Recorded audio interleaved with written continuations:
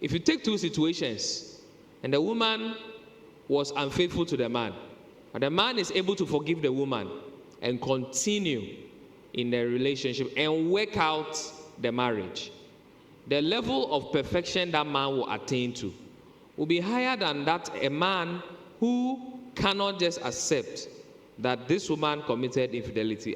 I will forgive her. Never. I cannot stay with her. And that's the truth.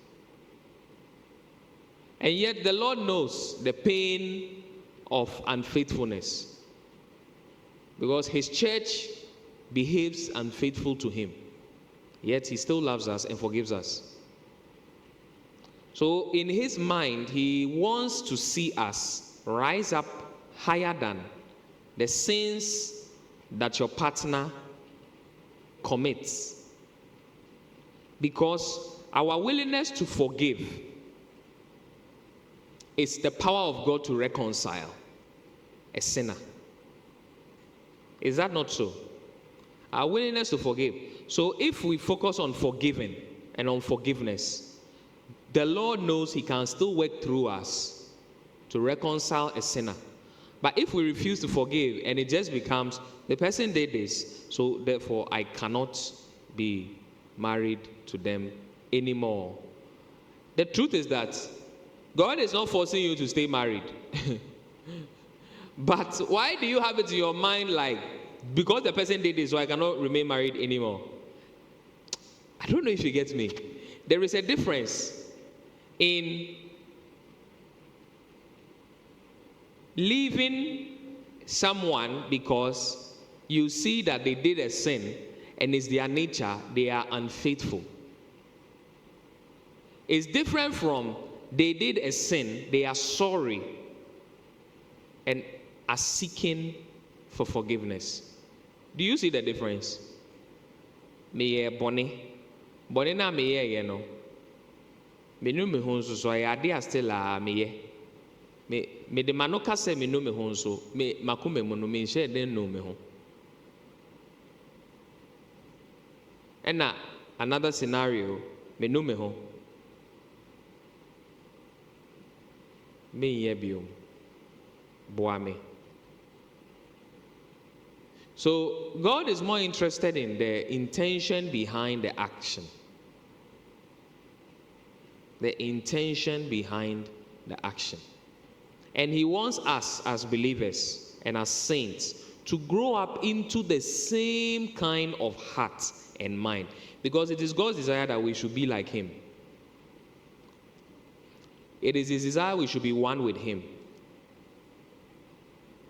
And to be one with him means we are one in the way we think. We are one in our way of judging things. We are one in our will, our decisions, and so on and so forth. This word I am speaking now is the same word that I used on someone whose wife was unfaithful to him, who confided in me. And it has always been the same word I use as a pastor on anybody. I've had like three cases of married couple who there's been like I get to have to sit and counsel them on the issue of this one has been unfaithful. And the only word that I've ever used that still works till date, that is able to make this one forgive this one and continue, is the word I'm speaking to you. The moment as a minister of God, what is on your mouth becomes, oh no, how can she do that? Oh, yeah, she did that because she's a fornicator. And you see, sin happens because you are a sinner. And so it's like an evil tree will bear corrupt fruits. So until you change the roots, the person will keep doing the sin. So when you found out that you are so heartbroken, it's just when you were made to find out, because the thing, it's the same insane, unto me fancy, utwi mu tan a ebepie epie but na ade ne wo ni mu dada na enyi for 9 months. The same thing with sin. There's a little leaven, the leaven at the whole lump, it grows over time. So when you see a person committing a sin, that sin was there as a seed in the person. Yes.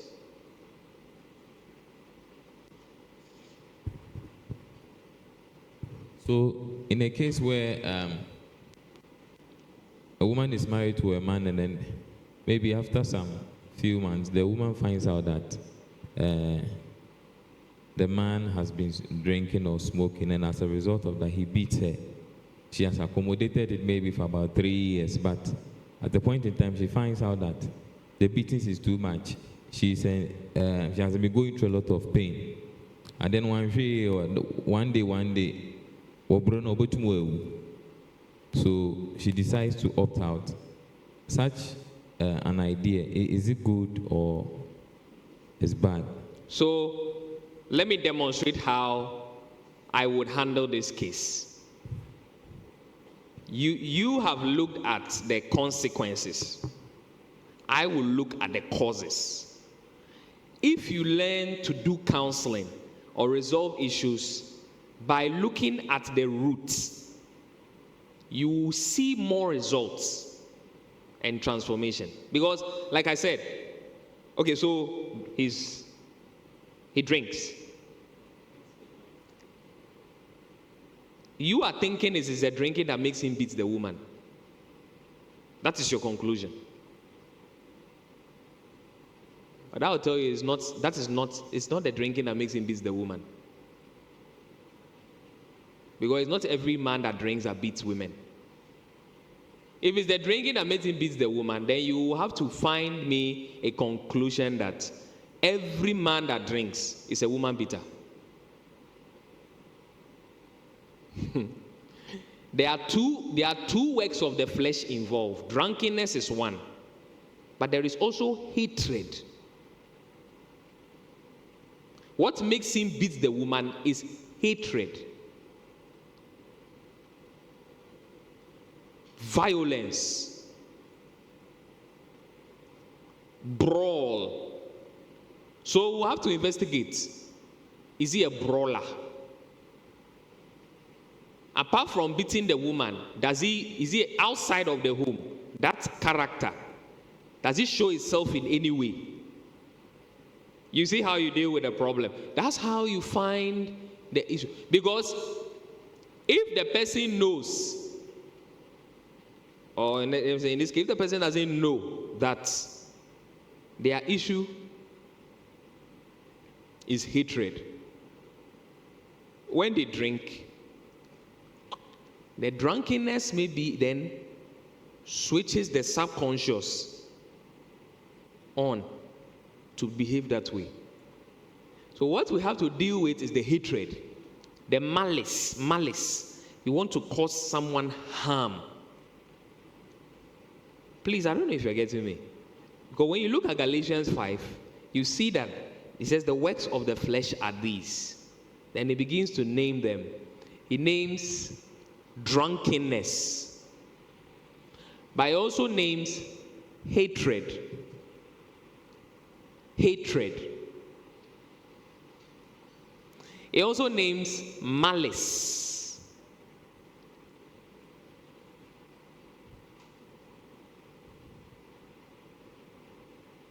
Okay, it will seem as though the person's problem hasn't been solved. If I talk about this, the person's problem is that they are being beaten. Then I'll ask you, what does she say to the man when the man is drunk? Scripture says a soft answer. What does it do? It puts away anger. It is quite possible. Then I'll ask the question, he has never beat her when he's not drunk.